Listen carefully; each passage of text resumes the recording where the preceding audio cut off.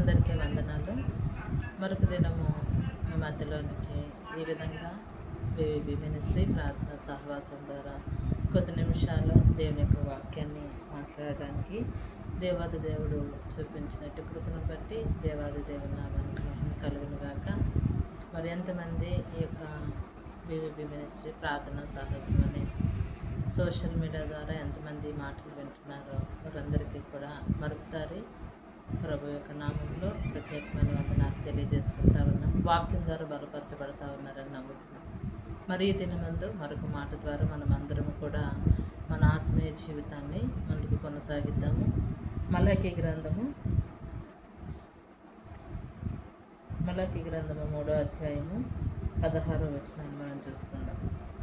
అప్పుడు యెహోవా యందు భయభక్తులు గలవారు ఒకరినొకరు మాట్లాడుకొనుచుండగా యెహోవా చెవియొగ్గి ఆలకించును, మరియు యెహోవా యందు భయభక్తులు కలిగి ఆయన నామమును స్మరించుచు ఉండే వారికి జ్ఞాపకార్థం ఒక గ్రంథము ఆయన సముఖమునందు వ్రాయబడి ఉండెను. దేవునికి మహిమ కలుగునుగా. మరి ఈ దినమందు ఎంతమంది బిడ్డలు దేవుని యందు భయభక్తులు కలిగి జీవిస్తూ ఉన్నారు. చూడండి, ఎంతోమంది రహస్యంగా వారు ఇతరుల కొరకు మరి వారి యొక్క జీవితంలో మాట్లాడడము, వారి కొరకు వీరి కొరకు వారు మాట్లాడుతూ దేవునికి విరుద్ధంగా జీవిస్తూ ఉన్నారు. కానీ దేవుని వాక్యం చెప్తా ఉంది, నీవు దేవుణ్ణి నమ్మిన వ్యక్తివైతే, ఆయన వాక్యం ద్వారా బలపరచబడుతూ ఆయన యందు భయభక్తులు కలిగిన వ్యక్తివైతే నీవు మాట్లాడుతున్న ప్రతి మాటకి దేవుడు దగ్గర లెక్క చెప్పవలసిందిగా ఉంది. ఎందుకంటే దేవుడు ఇద్దరు భక్తులు, ఆయన యందు భయభక్తులు గలవారు ఇద్దరు మాట్లాడుకొని చుండగంట ఆయన చెవియొగ్గి ఆలకిస్తాడంట. ఎంతమంది ఆ విధమైన భయభక్తులు కలిగి జీవిస్తూ ఉన్నారండి.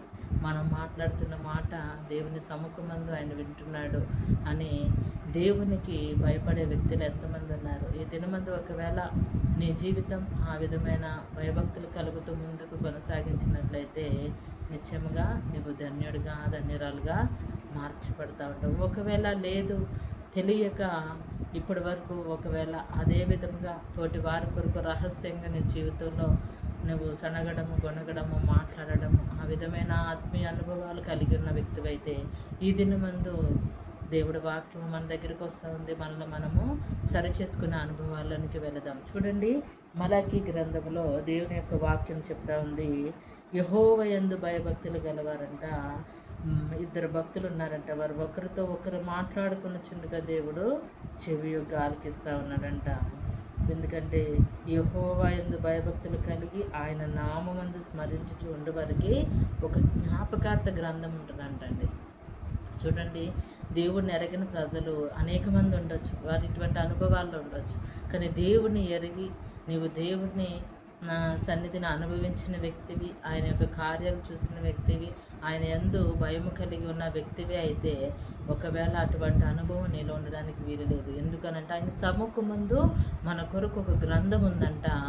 ఆ గ్రంథములో మనము మాట్లాడే ప్రతి మాట ఆయన ఒకసారి జ్ఞాపకం చేసుకుంటూ ఉంటాడంట. అందుకని ఆయన అంటూ ఉన్నాడు, నువ్వు ఒకవేళ నేను ఏది మాట్లాడట్లేను, నేను ఏది చేయట్లేదని నువ్వు అనుకోవచ్చు. కానీ రహస్యంగా మరి ఏదైతే చేస్తామో అది బహిరంగంగా ఖచ్చితంగా దేవుని సన్నిధిలో మనం దాచిపెట్టలేమండి. అది బహిరంగంగా చెప్పే ఒక దినం అనేది వస్తూ ఉంటుంది. ఈ దినమందు నువ్వు దేవుని సన్నిధిలో ఆయన యందు భయభక్తులు కలిగిన వ్యక్తివైతే నువ్వు నమ్మకంగా ఉండాలి. ఎందుకనంటే దేవుని వాక్యం చెప్తా ఉంది, చూసుకుందాం ఒక మాట. నువ్వు దేవుని యందు భయభక్తులు కలిగిన వ్యక్తివైతే నువ్వు దేవునికి నమ్మకంగా నీ యొక్క ఆత్మీయ జీవితాన్ని కొనసాగిస్తున్నట్లయితే నువ్వు ఖచ్చితంగా ఆశీర్వదించబడతావు. ఎందుకంటే నీవు ఆయనను నమ్ముకునే వ్యక్తిగా ఆయన మార్గంలో వెళ్తూ ఆయన వాక్యానికి భయపడుతూ ఆయన వాక్యానికి విధేయత కలిగిన మరి బిడ్డగా నువ్వు ఉన్నావు కాబట్టి ఆయన నిన్ను ఆశీర్వదిస్తూ ఉంటాడు. చూసుకుందాం ఒక మాట, కీర్తనల గ్రంథము 128వ కీర్తనలో 4వ వచనం, యెహోవా యందు భయభక్తులు గలవాడు ఎలాగూ ఆశీర్వదించబడును. చూసారండి, అంటే నీవు దేవుని సన్నిధిలో భయభక్తులు కలిగి ఉంటే నీ ఆశీర్వాదం ఎలా ఉంటుందంట, సియోనులో నుండి యెహోవా నిన్ను ఆశీర్వదించును, నీ జీవితకాలమంతయు యెరూషలేమునకు క్షేమము కలుగుటను చూచెదవు. నీ పిల్లల పిల్లలను చూచెదవు. ఇశ్రాయేలు మీద సమాధానం ఉండను కాక.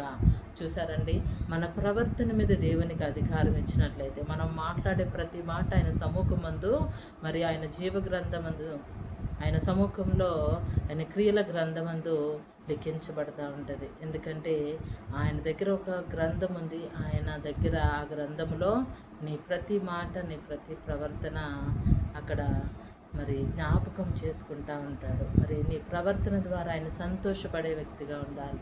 మరి ఆ దేవాది దేవుడు నీ యందు సంతోషపడే అనుభవం కలిగినట్లయితే నీవు, నీ పిల్లలు, నీ కుటుంబము ఆశీర్వాదకరమైన అనుభవాల్లో వెళ్తారండి. ఏంటంట, యెహోవా యందు భయభక్తులు గలవారు ఇలాగో ఆశీర్వదించబడతారు. సియోనులో నుండి యెహోవా వారిని ఆశీర్వదించును. వారి జీవితకాలం అంతా అంట యెరూషలేమునికి క్షేమము కలుగుట చూస్తారంట. అంతేకాదండి, వారి పిల్లల పిల్లలంట మరి వారు చూడడమే కాదు, వారు సమాధానకరమైన అనుభవాలకు వెళ్తారు. ఎందుకనంటే జీవితకాలమంతా క్షేమకరమైన పరిస్థితులు వారికి, వారి బిడ్డలకి, వారి తరతరాలకి.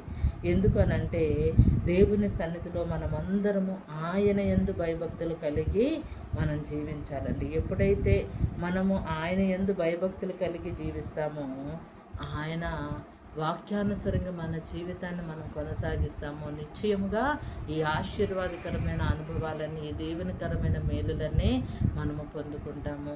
ఎందుకు అని దేవుని వాక్యం సెలవిస్తూ ఉందంటే, చూడండి, ఇదే అధ్యాయంలో మొదటి వచనంలో, యెహోవా యందు భయభక్తులు కలిగి ఆయన త్రోవల యందు నడుచు వారందరూ ధన్యులంట. నిశ్చయముగా నీవు నీ చేతుల కష్టార్జితాన్ని అనుభవిస్తావు. చూసారండి, ఈనాడు ఎంతమంది అండి వారి కష్టానికి తగిన ప్రతిఫలం అనుభవిస్తున్నారు. దేవుని వాక్యం చెప్తుంది, పనివాడు జీతానికి పాత్రుడు. కానీ నువ్వు కష్టపడిన కష్టము, నీకు వచ్చిన ఆ ప్రతిఫలము, అవన్నీ కూడా దేవునికి నమ్మకముగా దేవుని సన్నిధిలో ఆయన యందు భయభక్తులు కలిగి నీవు జీవించినట్లయితే నిశ్చయముగా నువ్వు అనుభవిస్తావు. కానీ నువ్వు దేవునికి విరుద్ధంగా ఉండి ఏది కూడా చేయలేవండి. దేవునికి వేరుగుండి ఏం చేయలేవు. కానీ నువ్వు దేవుని సన్నిధిలో దేవునికి నమ్మకమైన వ్యక్తిగా నువ్వు మార్చబడాలి.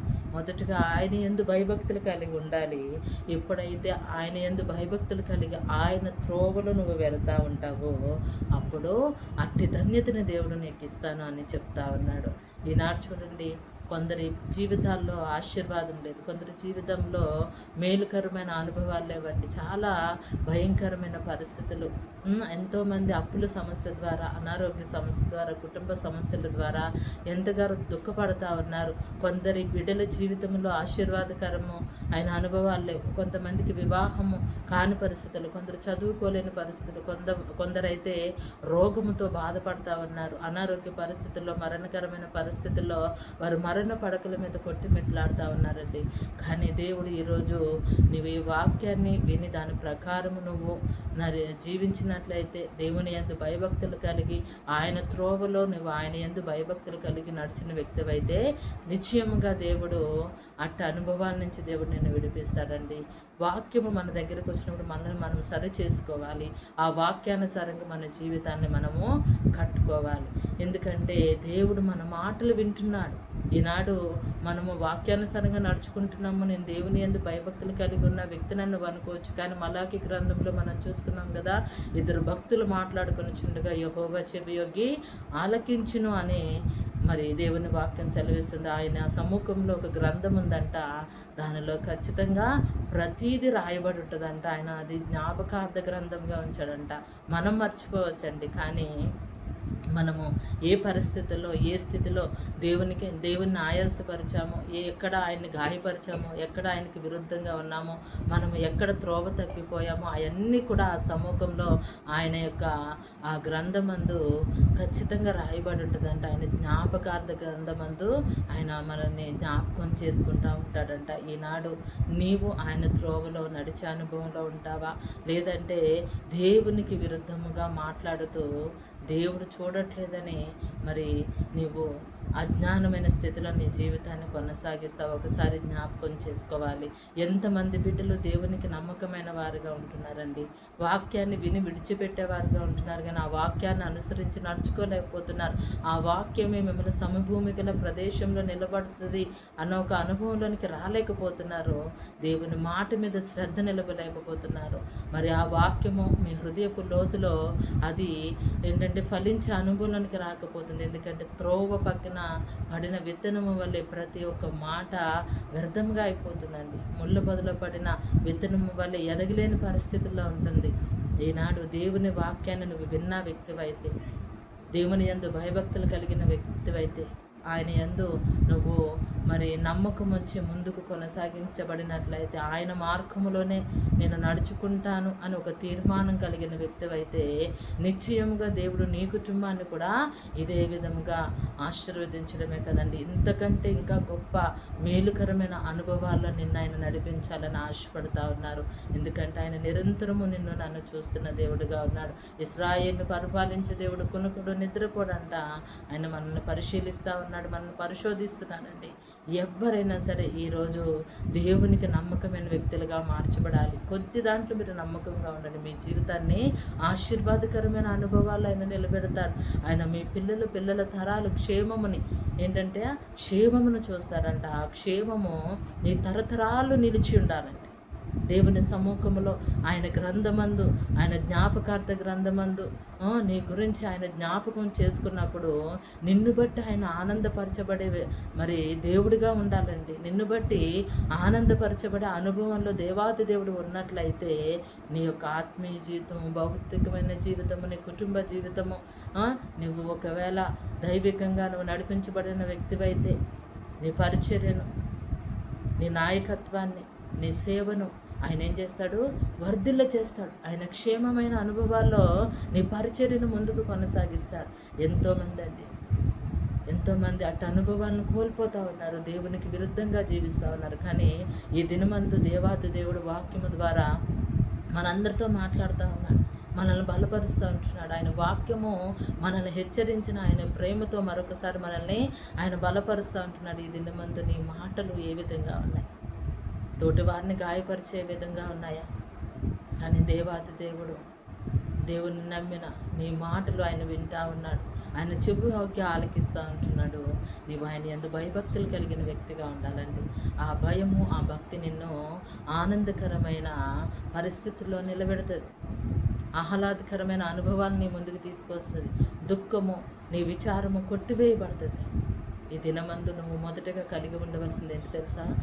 దేవుడు నిన్ను చూస్తున్నాడని భయము, భక్తి కలిగి నీ మాట, నీ ప్రవర్తన, నీ తలంపులు సమస్తము దేవునికి మహిమకరంగా ఉన్నట్టయితే దేవుడు నిశ్చయముగా నిన్ను ఆశీర్వదిస్తాడు. మరి ఈ విధమైన అనుభవాలు, ఆశీర్వాదాలు ఈ వాక్యాన్ని వింటున్న ప్రతి ఒక్కరికి దేవుడు దయచేయనుగాక. దేవుడి మాటలను దీవించి ఆశీర్వదించునుగాక. అందరికీ వందనాలు. God bless you all.